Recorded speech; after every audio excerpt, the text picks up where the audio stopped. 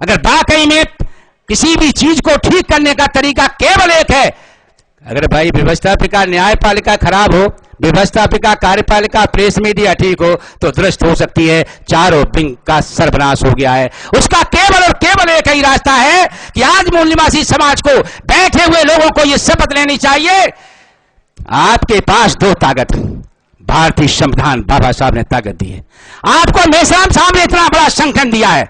आज आपको एक ही बात की आवश्यकता है कि आप निष्ठावान होकर के ईमानदारी से, जब तक देश के अंदर जन आंदोलन जन क्रांति नहीं होगी, महासंग्राम नहीं होगा, इस देश के इस व्यवस्था को ताश नाश नहीं किया जाएगा, तब तक समस्याओं का समाधान नहीं हो सकता है। वो कहते हैं कि हम बहुत विद्वान हैं। मैंने कहा कि किताब का नाम बताया, लिखा है कि तुम असभ्य हो, बर्बर हो और अवैज्ञानिक हो। मैंने नहीं लिखा, तुम्हारे समाज के लोगों ने लिखा। यही जज शिकार्ड जो इलाहाबाद में वकील थे, सुप्रीम कोर्ट से रिटायर हो गए, मैं भी इलाहाबाद के वकील, जब वो वकील थे तो मैं भी वकील थे। उन्होंने मुझसे प्रश्न किया, कश्यप साहब ओबीसी एससी की बहुत बात करते हो, बताओ कोई विद्वान हुआ हो। मैंने उनसे कहा कि बहुत बड़ी लाइन है, बहुत बड़ी लाइन लग जाएगी, लिखते लिखते परेशान हो जाओगे। तुम बताओ ब्राह्मणों में कोई आज तक विद्वान हुआ हो? न पुराणों में हुआ है, न किसी इतिहास में हुआ है, न कोई इतिहासकार बना है, न कोई वैज्ञानिक बना है। आज तक कोई भी ब्राह्मण विद्वान पैदा नहीं हुआ है। अगर ब्राह्मण विद्वान होता तो देश को देश समझता, देशवासियों को देशवासी समझता। बोले देशवासियों को देशवासी समझता है, नहीं तो देश को अपना देश समझता है। इससे साबित होता है कि देश के अंदर ब्राह्मण ये जानता है कि ये मूल निवासी समाज है और हम बाहर के रहने वाले। अभी बड़ा बहस चल रही है।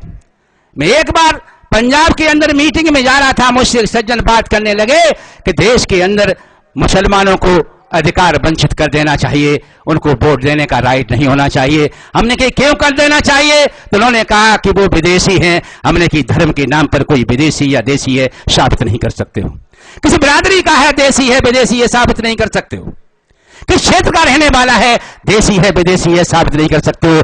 एक ही आधार है कि डीएनए का रिपोर्ट आनी चाहिए कि डीएनए के आधार पर जिसका डीएनए भारत से मिलता है वही देश का निवासी है, उसे अधिकार होना चाहिए। और जिनका डीएनए भारत से नहीं मिलता है उन्हें अधिकार वंचित कर देना चाहिए, उन्हें का वोटिंग राइट समाप्त कर देना चाहिए, बड़े पदों पर जाने का राइट खत्म कर देना चाहिए। ये तभी होगा जब बैठा हुआ समाज आज संकल्प लेगा। बाबा साहब की बात मानते हैं आप, ज्योतिबा राव फुले को मानते हैं, छत्रपति साहू जी को मानते हैं, पैरेलामा स्वामी नायकर को मानते हैं। मानते सबको है हमारा समाज, लेकिन मानता किसी की नहीं। अगर बाबा साहब की बात मानी होती तो बाबा साहब ने लिखा है कि जात विहीन धर्म विहीन क्षेत्र विहीन की समाज की रचना करो। जाओ मैंने तुम्हें संविधान दिया है, राजा रानी के पेट से नहीं, राजा मत पेटी या वोट के आधार पर होगा। आज 67 साल में किसका राजा होना चाहिए था? 85% का राजा होना चाहिए था। बाबा साहब को माना, बाबा साहब की बात नहीं मानी। आपको यह संकल्प लेना पड़ेगा कि अगर वाकई में हम पूर्वजों को मानते हैं, भारतीय संविधान के आधार पर मैं बोल रहा हूं, भारतीय संविधान के आधार पर मंच पे बोल बैठे, भारतीय संविधान के आधार पर ही आप हमारी बात को सुन रहे हैं। संविधान नहीं होता तो मैं बोल नहीं सकता था, बोलते तो मेरी जीभ काटी जाती थी। ये मनुस्मृति में लिखा है। भारतीय संविधान में ताकत दी है। भारतीय संविधान का अनुच्छेद 15-16 पढ़िए, क्या लिखा है? सामाजिक और शैक्षणिक रूप से पिछड़े वर्ग के लोगों को सरकारी नौकरियों में, शिक्षा में पर्याप्त प्रतिनिधित्व कायम करने के लिए आरक्षण दिया जाता है। अगर डॉक्टर, वकील, इंजीनियर, प्रोफेसर, आईएएस, आईपीएस अधिकारी बने, आप समाज सेवी बने, आप मिनिस्टर, मुख्यमंत्री बने, क्यों बने हो? आप समाज के प्रतिनिधि हैं। हमारे जब कार्यकर्ता जाते हैं, लोगों से कहते हैं हमारा साथ दो। पढ़ा लिखा अधिकारी 10% साथ है, 90% में क्या कहता है? जाओ शादी कर लो, बच्चों को पालो, माँ बाप को देखो।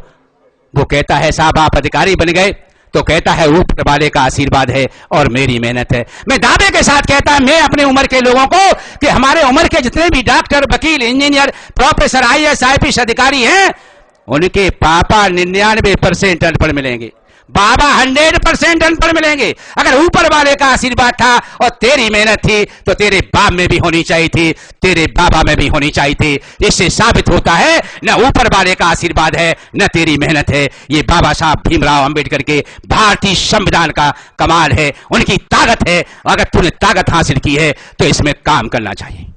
बाबा साहब ने कहा कि मेरे कारवां को आगे बढ़ाना, पीछे मत जाने देना। आज आरक्षण समाप्त हो रहा है, पीछे जा रहा है।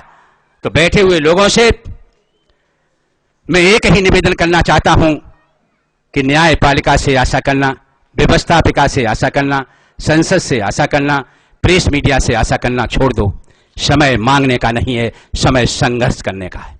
ऐसा लगता है कि जुडिशरी में बैठे हुए लोगों को मांग के नहीं, समझा के नहीं, हो सकता है भविष्य में मार के समझाया जाएगा, तभी उनकी समझ में आएगा। भगवान नहीं हो आप जज बन गए हो तो भगवान नहीं हो। आप जज बन गए हो तो लॉ का इंटरप्रिटेशन सही करिए। अगर इंटरप्रिटेशन गलत करते हो तो जजशिप से आप निकाला जा सकता है, लेकिन निकालने वाले वही है, रखने वाले वही है, इंटरप्रेट करने वाले वही है, एक ही समाज के लोग हैं। इसलिए समस्या का समाधान नहीं हो सकता है। अगर समस्या का समाधान तभी न्यायपालिका में सही हो सकता है। चौथा बिंग महत्वपूर्ण बिंग है, संविधान का महत्वपूर्ण बिंग है जुडिशरी।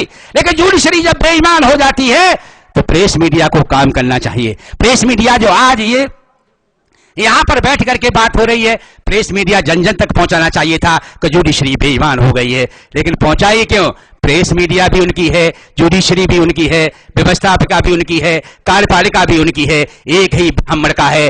आज कोई भी आपके सामने रास्ता नहीं है।